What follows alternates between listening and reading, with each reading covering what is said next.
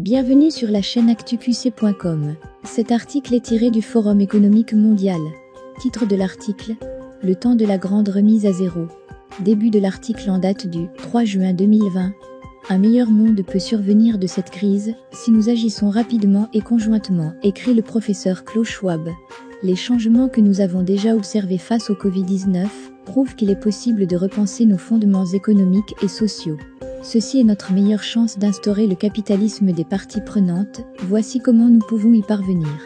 Les confinements dus à la Covid-19 seront peut-être assouplis progressivement, mais l'inquiétude face aux perspectives sociales et économiques du monde ne fait que s'intensifier.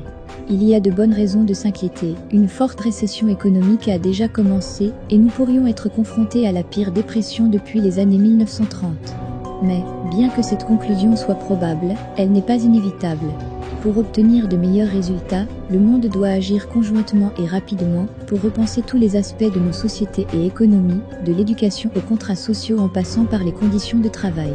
Chaque pays, des États-Unis à la Chine, doit participer et chaque industrie, du pétrole et du gaz à la technologie, doit être transformée. Pour faire simple, nous avons besoin d'une grande remise à zéro du capitalisme.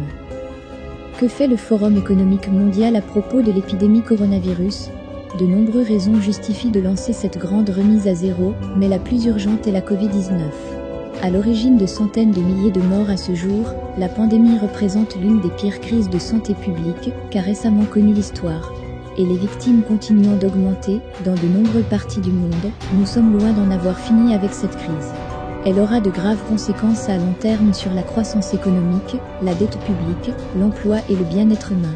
Selon le Financial Times, la dette publique mondiale a déjà atteint son plus haut niveau en temps de paix. De plus, le chômage monte en flèche dans de nombreux pays. Aux États-Unis, par exemple, un travailleur sur 4 a déposé une demande de chômage depuis la mi-mars, avec de nouvelles demandes hebdomadaires dépassant largement les records historiques. Le Fonds monétaire international s'attend à ce que l'économie mondiale diminue de 3% cette année, une baisse de 6,3 points de pourcentage en seulement 4 mois. Tout cela va aggraver les crises climatiques et sociales déjà en cours.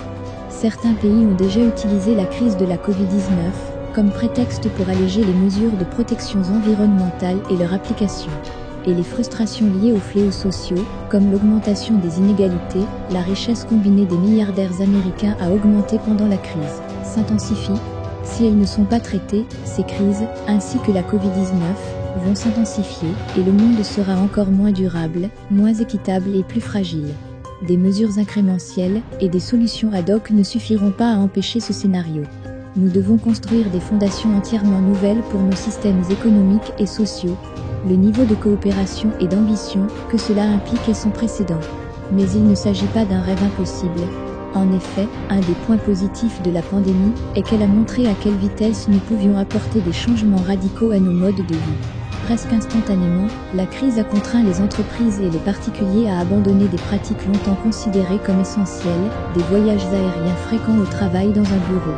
De même, les populations ont massivement montré leur volonté de faire des sacrifices au nom des travailleurs de la santé et autres professions essentielles, ainsi que des populations vulnérables, telles que les personnes âgées. Et de nombreuses entreprises se sont mobilisées pour soutenir leurs employés, leurs clients et les communautés locales, en évoluant vers le type de capitalisme des parties prenantes auquel elles n'avaient auparavant accordé qu'un intérêt de pure forme. De toute évidence, la volonté de construire une société meilleure existe. Nous devons l'utiliser pour mettre en application la grande remise à zéro, dont nous avons tant besoin. Cela nécessitera des gouvernements plus forts et plus efficaces, sans impliquer une volonté idéologique en faveur de gouvernements plus grands. Et cela exigera l'engagement du secteur privé à chaque étape du processus. Ceci était la fin de cet article. Vous pouvez retrouver l'article complet du Forum économique mondial dans la description sur YouTube. Merci de votre attention. actuqc.com vous souhaite une excellente journée.